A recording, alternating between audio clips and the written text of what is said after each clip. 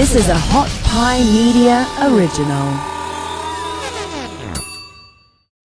This episode of the Inhumane podcast is sponsored by BetterHelp, H-E-L-P. So, is there anything that is preventing you from achieving your goals? Anything at all? Is there a reason that you seem like you're in Stuckville and you just can't move forward? Well, BetterHelp is here to assess your needs and really match you with your own licensed professional therapist. I love that you're able to chat with them within 48 hours, and it's not a crisis line. It's not for self-help. It really is just professional therapy. And you can do this securely online. The services are available no matter your time zone. And you can log into your account anytime and send your message to your therapist. It's like having them on speed dial. You can even schedule a weekly video or phone session, and you never have to sit and wait in a lobby. BetterHelp is really committed to, facilitating those great therapeutic matches, and they make it super easy and free to change therapists if you need to do so. I know with a lot of the service providers of anti-human trafficking organizations and people like you who are listening to this could have some vicarious trauma, and the therapists they see don't normally allow them to move back and forth. And so here, you're able to change therapists if you need to do so, so that you find a better fit. Now, BetterHelp really wants you to start living a happier life today. So please visit their website, betterhelp.com. And because they're doing such a great job, you can join over 1 million people who have taken charge of their own mental health and with the help of an experienced professional. And so we have an actual special offer for you today for all of the Inhumane podcast listeners. You get 10% off your first month at betterhelp.com/inhumane. This episode of the Inhumane podcast is brought to you by Canopy.us. Now, I know you've heard me talk a lot about the dangers of online in our world today. So I'm here to tell you about a few tips that can help protect your kids online from porn and sexting. I highly recommend, of course, to use parental controls on all of your family's devices. But the truth is that the average age of exposure to porn is 11 years old. And 1 in 4 kids have received a sext, and 1 in 7 have actually sent one. So that's why Canopy is such an important app to install on your kids' devices. Canopy actually helps prevent the exposure to porn before it happens. Their technology actually filters images and videos in milliseconds. And when Canopy detects a nude or lingerie-esque image, it's saved to your child devices. It will give them the option to delete or send to you for approval. That's like a lot of checks and balances. So you can try Canopy for today by using the code Inhumane and check out for 30 days free and 20% off for life at Canopy.us. Hi there, everyone. Welcome back to another episode of the Inhumane podcast. This episode's title that it starts with believing. And really my main question is, I don't know when American citizens, when law enforcement, when the world just said, hey, it's okay to physically, sexually, mentally abuse children and youth. And I know that that is probably a really strong statement, but the evidence really, or the proof is in the pudding, right? Like it's really there. So we pay these high salaries to these executives, to these coaches. We pat them on the back to really exploit these children and youth on the global stage. Plain and simple, that's who they are. And those are the accolades that we actually give them. And so I'm really talking about what has happened to the U.S. Gymnastics team.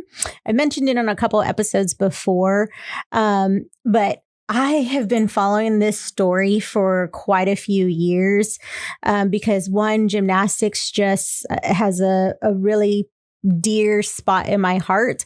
I practiced it as a child, high school, youth, and collegiate as well. It's one of my favorite sports to watch of all time, whether it's Olympic season or it's not. So I just completely love gymnastics and what it's done for my specific life in childhood. And I can't imagine someone putting a dark cloud over that love for that sport. And I can only imagine and assume that that's what these athletes have been facing all this time. And I think that it's extremely important to talk about what's happened with the U.S. gymnastics team over the past, couple of decades, because it didn't just happen recently, what you're seeing on the news recently. And in reality, this should be a wake-up call to all parents, because I'm constantly talking about, when it comes to human trafficking, that there's force, fraud, or coercion.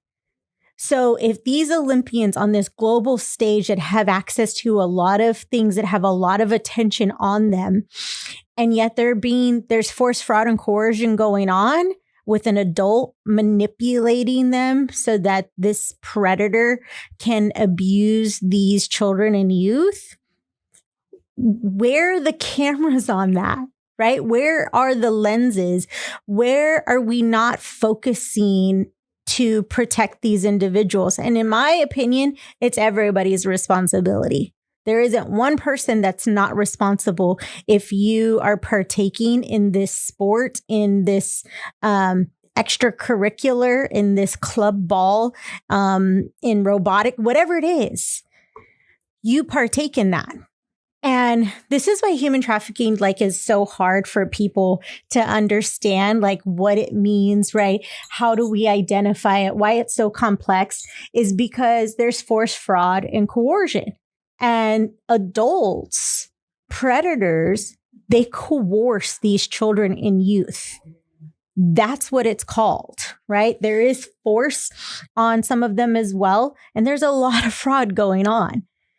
And so you have these children, and you actually have these youth who may be 15, 16, 17 years old, and this has been happening to them. And then they turn 25, 26, and they're still not even thinking that they were abused as a child, because they don't have that awareness, right? They thought it was someone being nice to them, and this is just kind of how things went, or they got special treatment or something along those lines, because we don't want to believe that could ever happen to our child is frankly the main reason I think that we don't have a lot of awareness and have those conversations with our kids.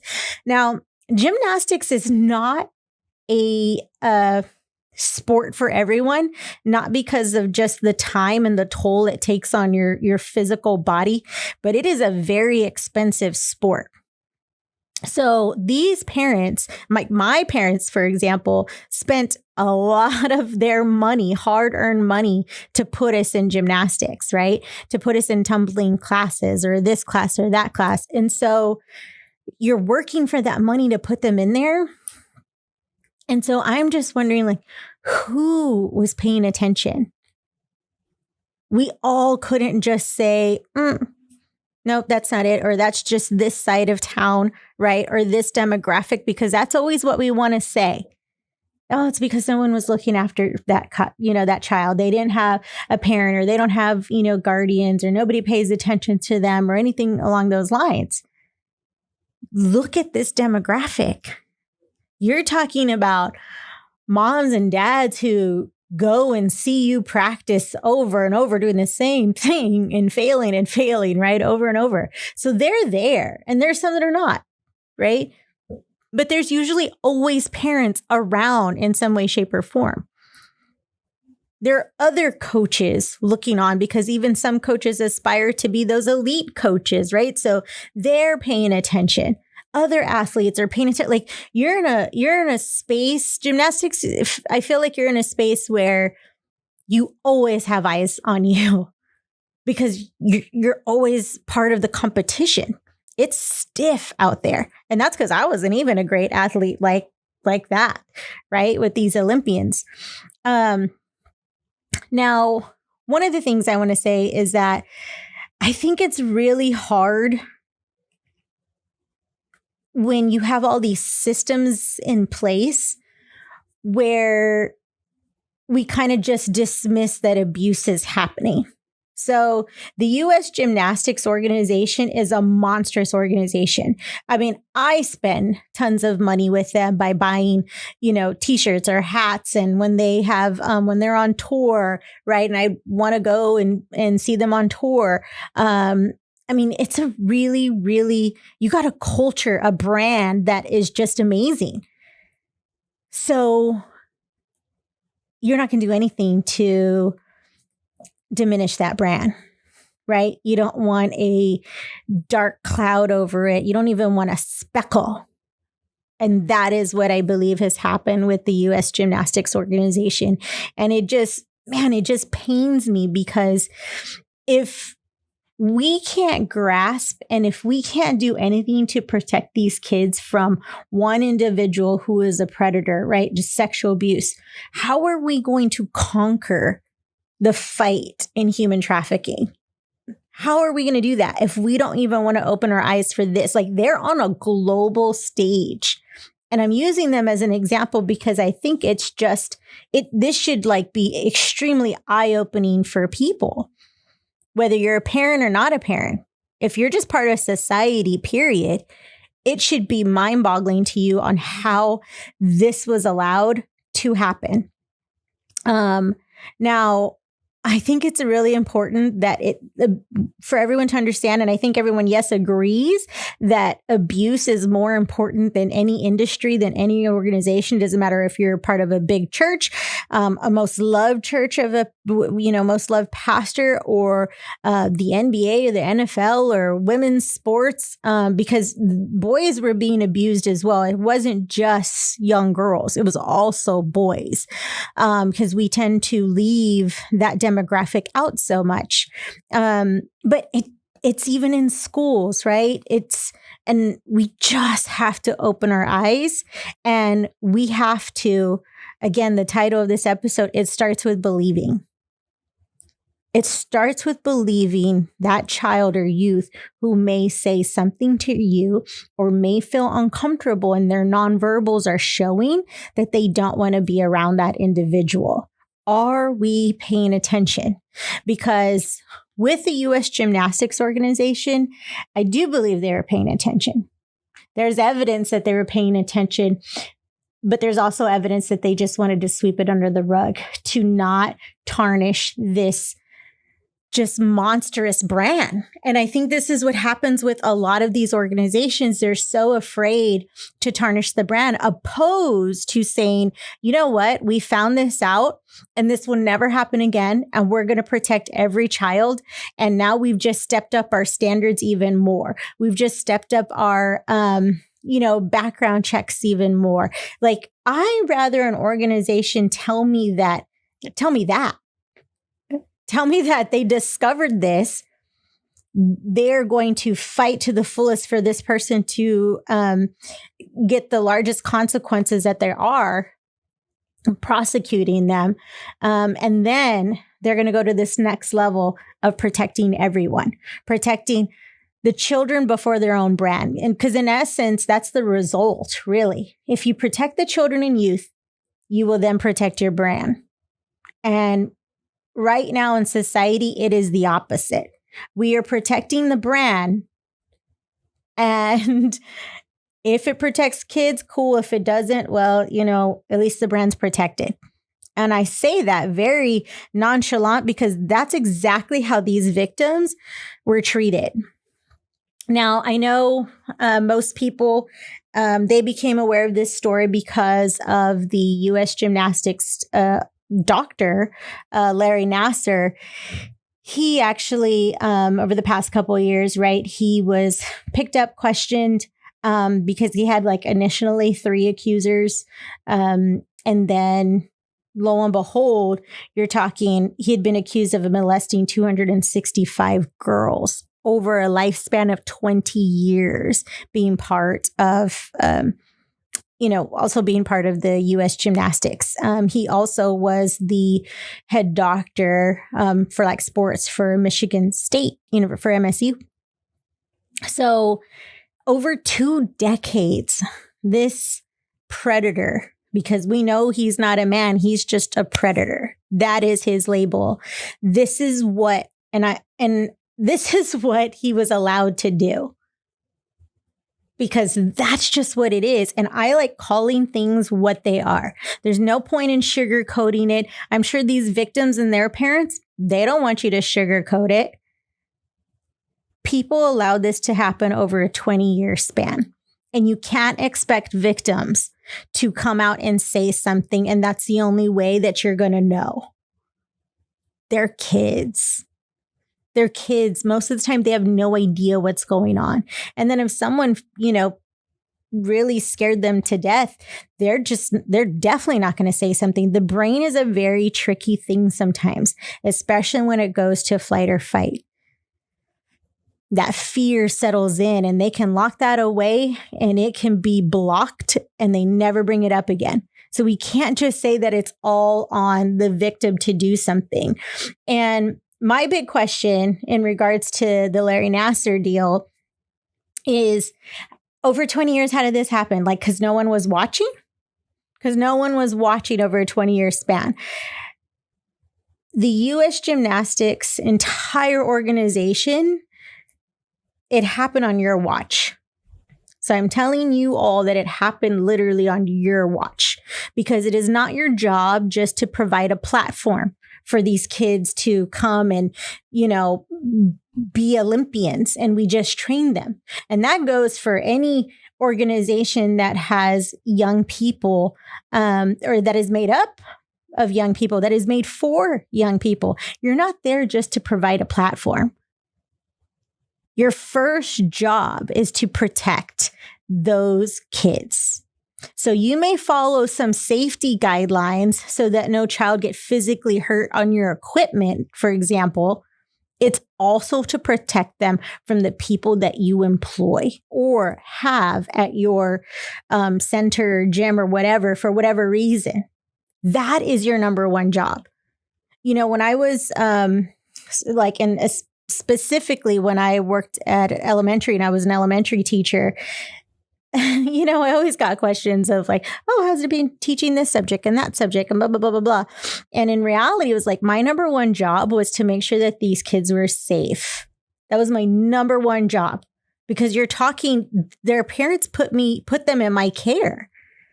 And this is when we're going through like active shooter drills, fire drills, right? Even from each other. It was my job to keep them safe when you are out of your parents' care. Then I could teach you. Because if you know anything about Pavlov's rule is like safety is first. A child cannot think and cannot be at his or her best if they're thinking about safety, if they're thinking about hunger. So any one of you who provide something for a child, your number one job is to provide safety. Everything else is after.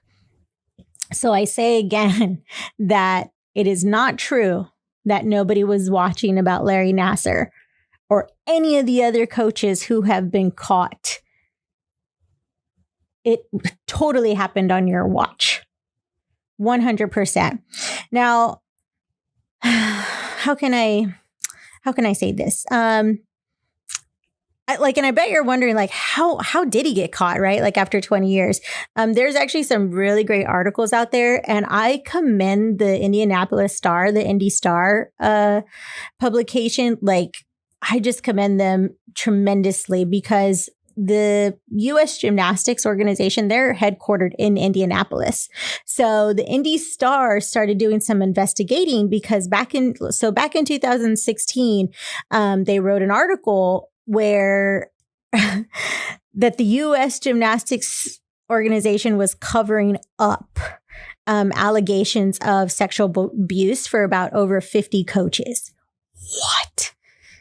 This is back in 2016. And that's what they publish. Now, over 50 coaches. Yes, it was happening on your watch. And yes, you knew it was happening on your watch. Larry Nassar was just the bigger fish. He was just the bigger fish. But you got to look at everything else. There's actually a case out of Georgia where a coach preyed on a young female for like 7 years. 7 years. And her family reported it. And the U.S. Gymnastics organization actually did nothing. They did nothing for the first 4 warnings against him. So how I started this episode, right, is if you're another coach, you're watching. If you're another gymnast, you're watching. If you're a parent, you're watching. If you're part of the community, you're watching. And so there were people that did say something about some of these over 50 coaches, because we don't have the exact number of how many coaches who have been, caught abusing their gymnast. And so they were told, and they did nothing about this coach. In 2013, there were 2 former U.S. gymnastics officials, and they admitted under oath that the organization routinely dismissed sexual abuse allegations, and they dismissed it as hearsay, unless it came directly from the victim or the victim's parents. Then they just pushed it off and filed it away. That's literally under oath what they said they did. Now, how are we allowing them to get away with that? It doesn't matter what state you're in, you are supposed to report any sort of abuse towards a child.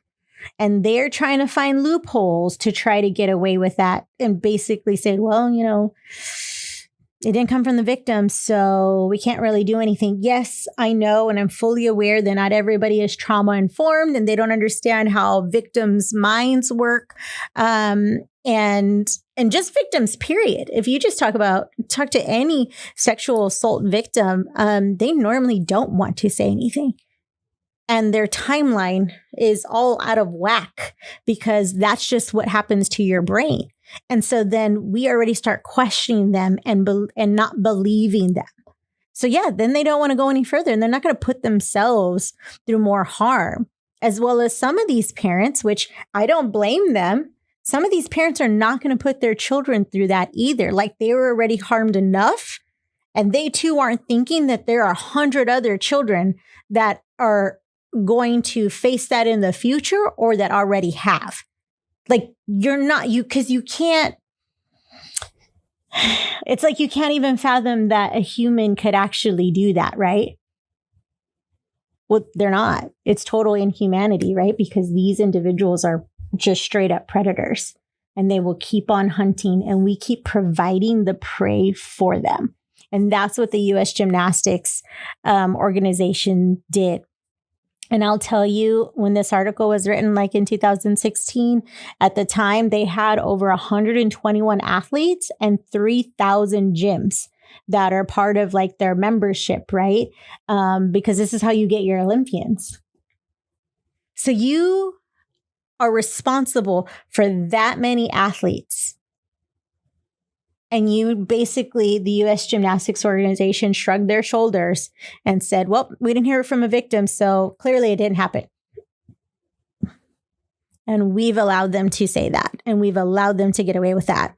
Now, here's some things that they discovered.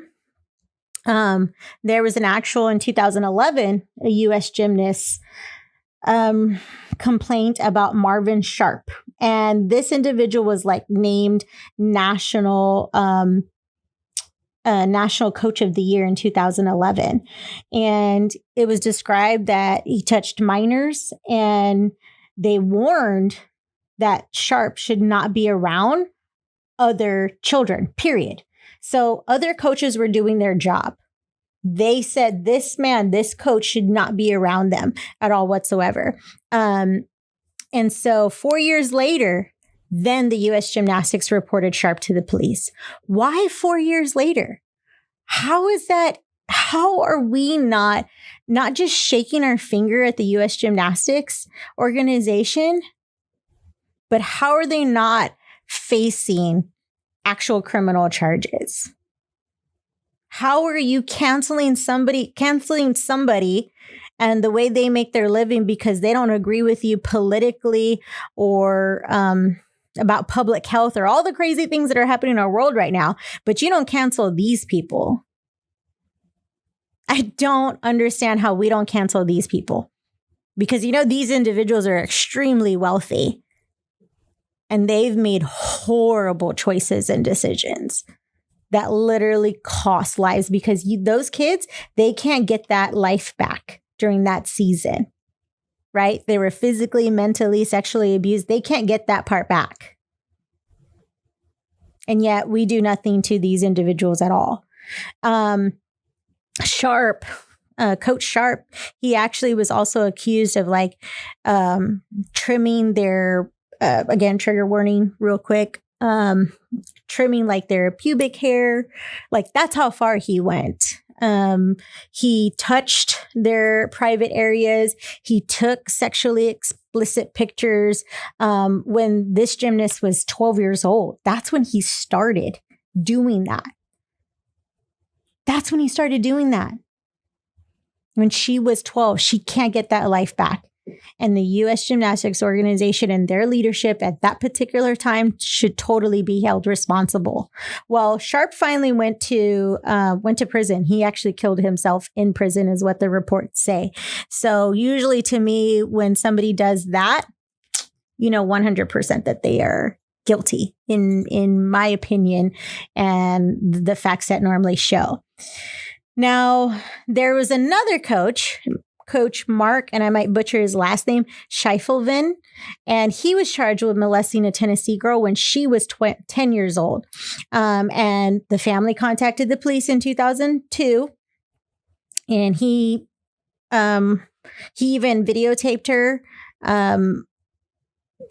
He videotaped her with her private parts, and he would tell her that this was for training purposes.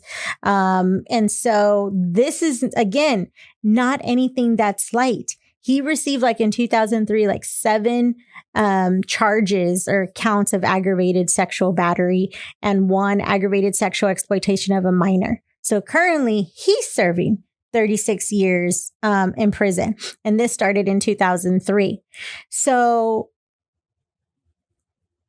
did the U.S. Gymnastics team do what they were supposed to do, again, to prevent this from happening, right? Because if you have kids and youth in your care, there are 2 things. You have to prevent and protect, and then you have to do something and take action if something happened in between, right?